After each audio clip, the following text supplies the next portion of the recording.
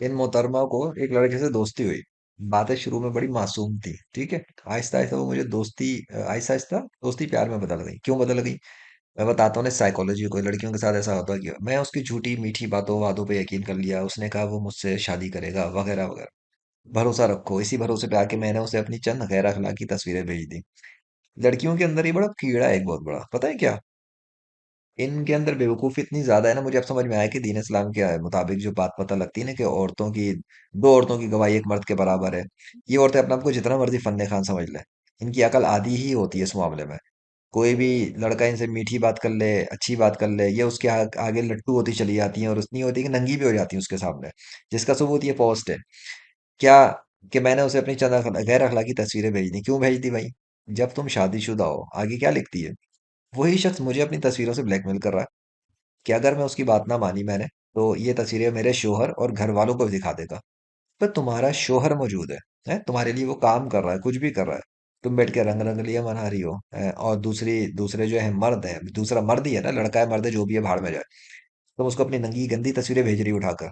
क्या चाह रही हो? तुम्हारे अंदर ज्यादा गर्मी लग गई थी, गर्मी चढ़ गई थी, भूख मार रही है।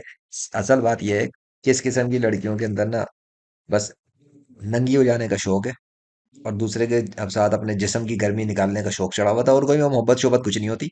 सिर्फ एक जिस्मानी गर्मी होती है, वो मजे आ रहे होते हैं, बस बातें करने में मजे आते हैं। वही मजे बाद में जिस्म तक पहुंचते हैं। फिर जब वो ठंडी गर्मी हो जाती है इनकी, उसके बाद इनको होश ठिकाने आते हैं, लो जी शैतान ने हमारे साथ क्या करवा दिया।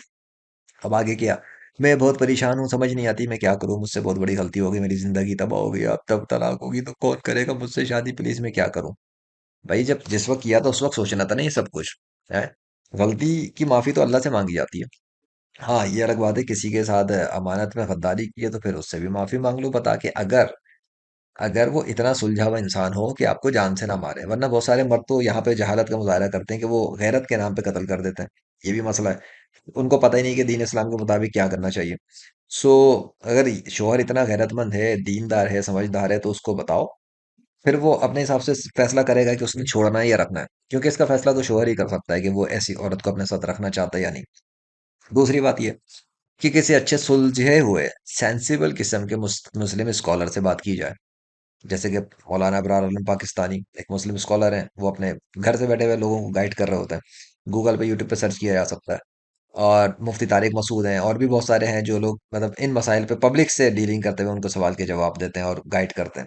सो जिस तरह के सेंसिबल लोग हो उनसे पूछ लो भाई, रिलेशनशिप के मसाइल, करियर के मसाइल, या कोई लाइफ कोच काउंसलर तलाश कर लो जो इस्लामिक वैल्यूज को समझते हो। ठीक है, लाके ब्लेंडर मारे। और तीसरी चीज ये है कि अगर शोहर को बताने में मसला है, मैं अब बता देता हूँ, तो अल्लाह से माफी मांग लो। अल्लाह तो गुनाह माफ कर देगा। बंदे बहरहाल छोड़ते नहीं इतनी आसानी से। लेकिन ये जो मसला आ रहा है अब कि वो शख्स तस्वीरों से ब्लैकमेल कर रहा है, तो क्या की जाए बात ना मानने पे? तो इस मामले में ना कुछ चीजें हो सकती हैं। एक तो ये कि उस बंदे को, क्योंकि डर नहीं है ना, तो वो डरा रहा है। उसके दिल में डर बिठाने के लिए उसको शट अप कॉल दी जाए कि अगर तुमने अब ब्लैकमेल करने की कोशिश की या कोई भी ऐसी बात की, तो तुम्हारी पुलिस में रिपोर्ट कर दूंगी। ठीक है, तुम्हारी ये सारी डिटेल, ये सब कुछ मैं एफआईए को भेज दूंगी वगैरह वगैरह। अगले बंदे की फट के हाथ में आ जाएगी। समझ में आ गया? उसको बता दिया जाए कि ये जो हरकत है वो कर रहा है, इसको आर्मी में या पुलिस में दिया जाएगा। और उसकी डिटेल के साथ, नंबर के साथ, कि ये बंदा, ये लड़का ये हरकतें कर रहा है। कितना भी बड़ा फन्ने खान हो, इतना बड़ा फन्ने खान कोई नहीं कि वो पुलिस और आर्मी के अगेंस्ट में अपने आप को बहुत बड़ा समझे।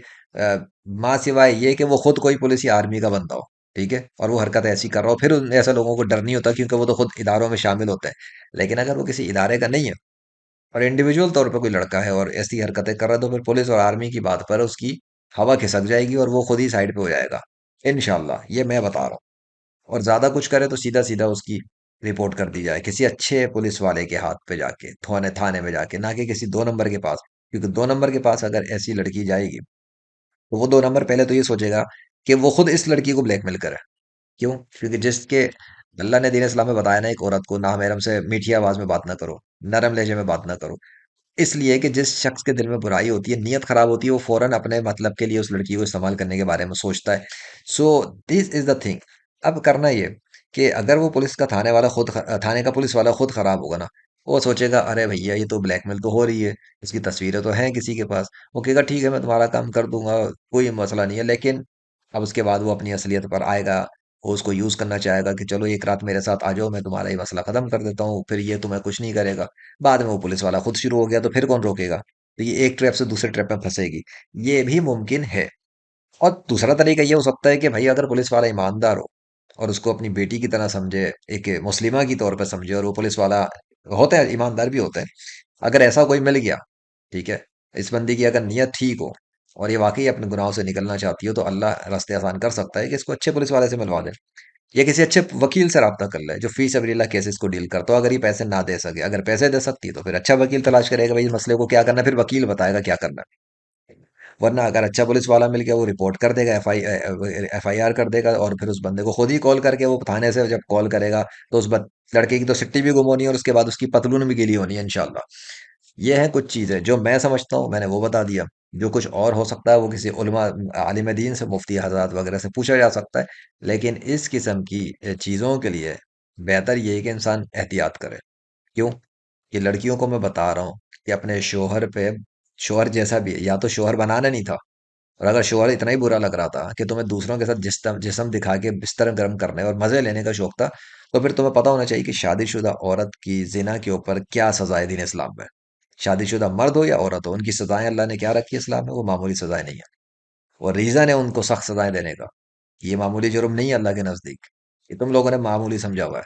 और मैंने तस्वीर भेज दी, मैंने उसके सामने नंगी हो गई, मैंने उसको अपनी जिस्म दिखा दी, बरा दिखा दी, चड्डी दिखा दी, दिखाती रहो फिर भुगतो। और मैं ये भी बता दूं कि अगर अल्लाह ने पकड़ कर ली और अल्लाह ने ना छोड़ा, तो फिर इन्हीं मामलात के अंदर वो वहां ले आके मारेगा जलील करके, कि फिर बचाने वाला भी कोई नहीं मिलता। तो अपनी हरकतें सुधार के रखनी चाहिए, और इस किस्म की घटिया चीजों पे, उस लेवल पे जाना ही नहीं चाहिए, वरना बाद में बड़े मसले होते हैं। अपनी इज्जत की दुनिया में तो फिक्र है। ये फिक्र नहीं कि मर जब क्यामत के दिन अल्लाह उठाएगा तो शोहर को दिखा के बोले गए थे तेरी बीवी क्या क्या कर रही थी, उस वक्त नंगे हो जाओ, इससे ज्यादा नंगा तो तब होना इंसान को। तो इस दुनिया के अंदर बस मौके मिलते हैं तौबा और माफी मांगने के। देख लो क्या करना है, किसी आलिम वालिम से पूछो अगर इस तरह के मसले मसाइल में कोई है।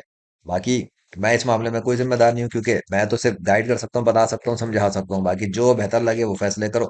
चैट जीपीटी मौजूद मौजूद एआई के टूल्स हैं, जाओ बातचीत करो, अपने मसले बताओ, और सोल्यूशंस के हवाले से देखो वो लोग क्या सजेस्ट करते हैं।